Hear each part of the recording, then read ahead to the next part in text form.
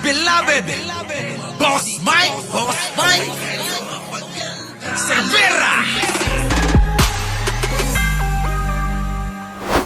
Punta na natin itong tatalakayin natin at baka saan na naman tayo mapunta. Unahin na nga natin itong pagkainggit ni Banatbay na ito, ha? Eto na't Banatbay, dinamay ang namatay na si Mima Alicia sa sobrang inggit niya. Kita nyo, talagang etong mga walang K na ginagamit, pati si Mima, sa kanilang mga katangahan, mga kababayan, ano, ha? Oh, eto na, panoorin natin. Hingi ng patawad po. Oo, tignan nyo mga kababayan tong gago na to. Tignan nyo mga kababayan, ha? Okay, game. Ulit Banatbay. Take 2. Ako po humihingi ng patawad po doon sa mga napatay, sinaksak na mga rider doon sa kanilang pamilya. Sinaksak ng mga rider daw. Sino na sumaksak ng mga rider yan? Ha? O baka naman yung rider na sinaksak, nilagyan mo ng mga iisa lang naman yan. Oh, di ba? Iisa lang naman eh. Ito naman si Banatbay, mga ginawa. Ito ang problema sa kanila, pinaparami nila eh, no? Oh, sige tuloy. Bakit po? Alam nyo, minsan nakikita ko si Banatbay kamukha ni Koy.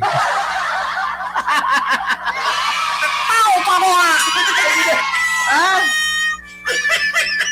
Oh, hindi nyo pa napapansin? Si Koy at saka si Banatbay parang pinagbayak na bunga. Oo tingin ko minsan parang si Koy to. Ano? Napansin nyo ba? Napansin nyo?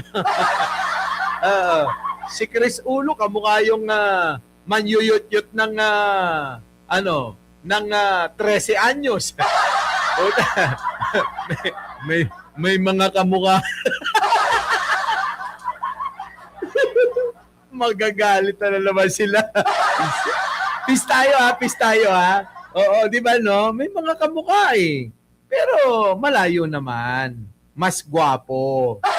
Parang after three cars accident. Si Koy, after 3 cars accident, yan na yung itsura. Ito na. Ito yung mga pinagsasabi na ito eh. Ako humihingi ng tawad kasi po, yung gobyerno po natin walang pakialam sa inyo. Pero doon Ano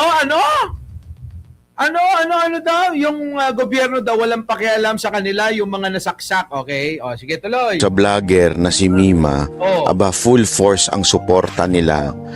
Nagbigay pa ng tulong at talaga namang nakiramay pa itong mga politiko. Kita nyo? Inggit na inggit sila? Teka muna. Siya daw yung humihingi ng sorry. Ihingi mo muna ng sorry yung ginawa ni Digong na pagpapatay sa mga Pilipino. Yun ang hingi mo ng tawad, hayop ka.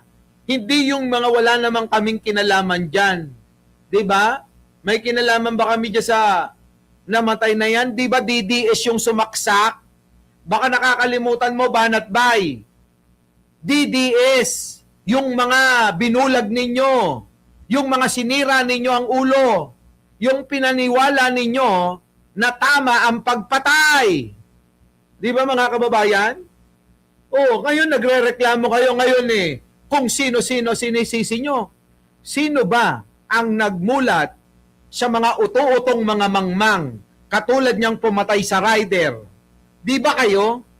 Ay dapat lang. Pero wag nyo nang idadamay si Mima pa. Bakit? Tandaan mo yung sumaksak. DDS siya! Bakit? Walang loyalistang mamatay tao. Diba? Yun. Kaya alam nyo, mga kababayan, itong mga ito, lagi na lang ipapahid yung kanilang kagagawan sa mga loyalista, sa ibang tao, sa mga pinklawan, na mga sumusuporta kay Pangulo. Ganyan sila pasasamain nila. Kawawa naman yung rider. Kawawa pala bakit? Kasamahan nyo yung sumaksak. Bakit? DDS yung sumaksak. Di ba? Na dapat, kundinahin ninyo. Hindi yung kung kani-kanino ninyo ipinapasa ang sisi. Gunggong. Mga kababayan, sa totoo lang, tignan nyo yung mukha nito, titigan nyo, walang gagawing mabuti to. Walang sasabihin na tama ito. Titigan nyo lang yung mukha nito, mga kababayan, makikita nyo talagang hindi pagkakatiwalaan. Di ba? Di ba, mga kababayan? Oh, galit na galit tuloy si Semper. Oh, yung mga na DDS niya, nang salot ng bayan, yung mga krimen. Di ba? Oh, iyan yun eh. Yan ang katotohanan, mga kababayan ko. Kung merong nasaksak, hindi natin ginusto at tayo ay nakikiramay sa pamilyang naulila nung rider na sinaksak ng DDS na kasamahan neto. Tama? Oh, ngayon papahid ninyo, ako'y humihingi ng sorry. Matapos nyong patayin, yung rider, hihingi kayo ng tulong sa amin? Uulitin ko, DDS, kasamahan mo yung dumali. Bakit ngayon may problema? Oh, sa amin, manggagaling ang tulong? Di ba dapat kayo muna, kaysa daldal kayo ng daldal ng walang kwenta, puntahan nyo yung pamilya. Gayahin nyo yung ginawa namin kay Mima. Tao ka mo ha! Tara, mga kababayan, bakit? Ayaw nyo, di ba? Kasi hindi naman ganun yung puso nyo. Yung tulad namin. Magkaiba tayo ng puso. Yung puso namin, kung hugis heart at pula. Yung inyo, kwadrado, kulay itim pa. Oh, yan. Tao ka mo ha! Di ba? Di ako sumisigaw. Bobo tong kinang-inan to eh. Tatanga-tanga tong kamukha ni ko eh. Oh, di ba mga kababayan? Oh, ulitin dahan-dahan, mahinahon. Mahinahon naman. Yung rider na tinutukoy niya, pinatay ng kasamahan niya, DDS. Yung kanilang mga niluto ang utak na pinaniwala na ang pagpatay ay normal lang. Nakuha nyo? Yun. Yun bang pinaniwala nila yung mga tao na DDS na ang pagpatay ay normal lang. Oh, ngayon, at namatay nga dahil sa pagpatay ng kapwa nila DDS ang sisi sa atin. Kasi daw, hindi man lang daw natin pinuntahan yung pinatay na ng DDS. Eh di ba dapat kayo yung magmalasakit? Pero bakit parang kami pa may kasalanan? Di ba? Bakit parang tayo pa may kasalanan doon? Di ba, mga kababayan? Oh, tuloy. Pero sa inyo, hindi man lang kayo dinalaw. Okay, tanyo? Bakit daw yung mga, yung mga senator, yung mga ganyan, sila Risa, sila, sila Risa, sila Tulpo, sila, sila Benhar Abalos, sila Larry Gadon, sila Sentry, at marami pang iba na dumalaw, bakit daw, hindi daw man lang natin dinalaw daw yung pinatay ng DDS. Dungdong pala kayo eh. Dapat kayo gumawa nun. Kayo pumatay doon, dapat kayo tumulong doon. Tama? O ngayon, gusto nyo bang ikwento ko na yung ubasan? Di ba? Wala kang pakialam kung saan nila gagastusin yung kanilang kayamanan. Bakit? Yun ay kanilang prerogative. Oo. Di ba? Nasa kanila na yun. Kung saan nila dadalhin. Kung saan sila magiging mabuti. Kung sa tingin nila, saan yun? Mas mapapaigi yung kanilang kayamanan kung kanino nila ibibigay. Kayo, imbis na tumulong si Sarah, eto mga kababayan ko pakinggan yung maigi. Imbis na si Sarah ang papuntahin nyo ron dahil tagahanga ni Sara Duterte, ang kumitil ng buhay nung rider, DDS, walang pakiyon sa bagay. Sa vlogger nyo nga, ni konting saglit na lingon, wala. Bakit ngayon at nakita nyo na may mga nagmamalasakit kay Mima, galit na galit kayo? Ang tawag doon, inggit sa mabuting gawain ng ibang tao. Yun. Tao ka kaya. Di ba?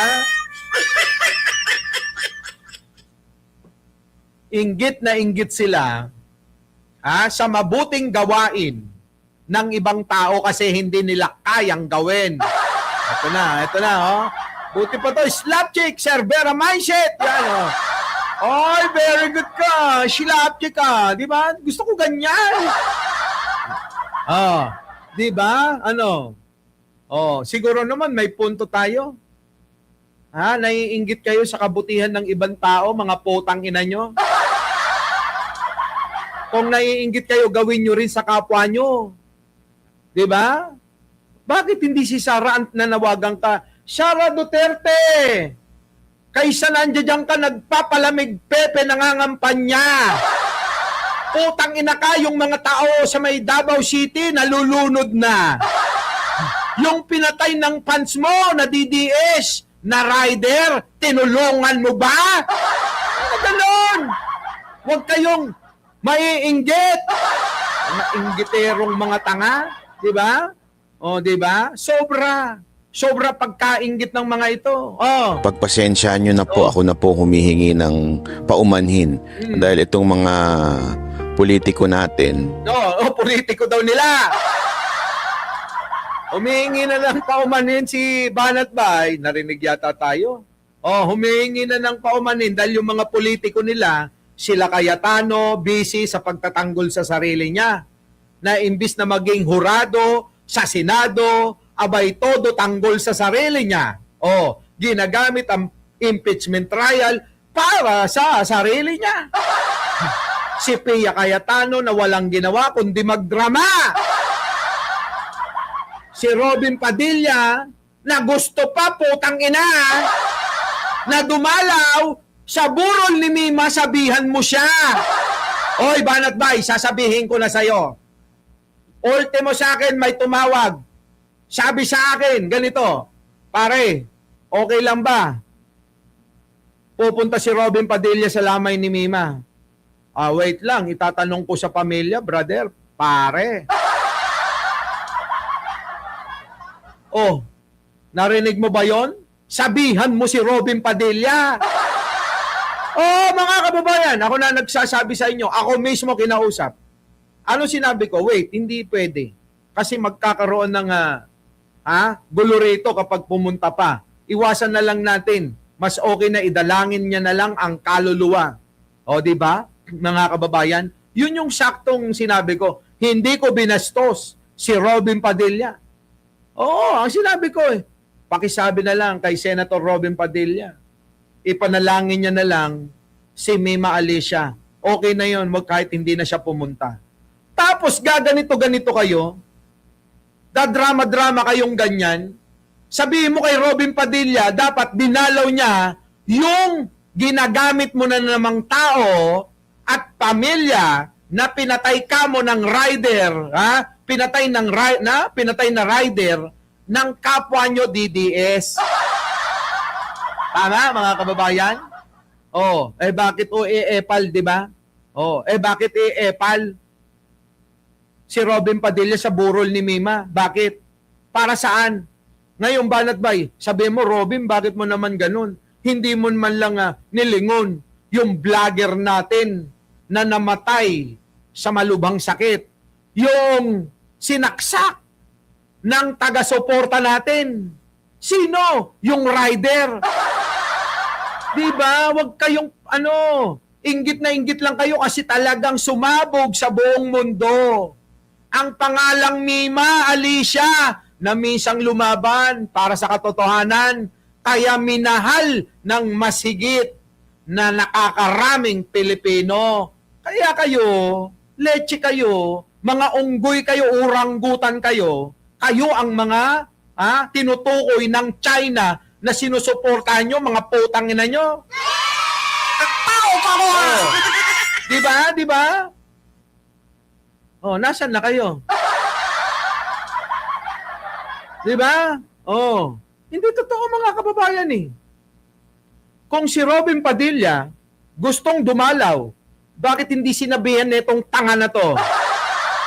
Sabihin niya, Robin, Sara, baka naman pwede nating dalawin yung pinatay ng ating taga-suporta. Tama?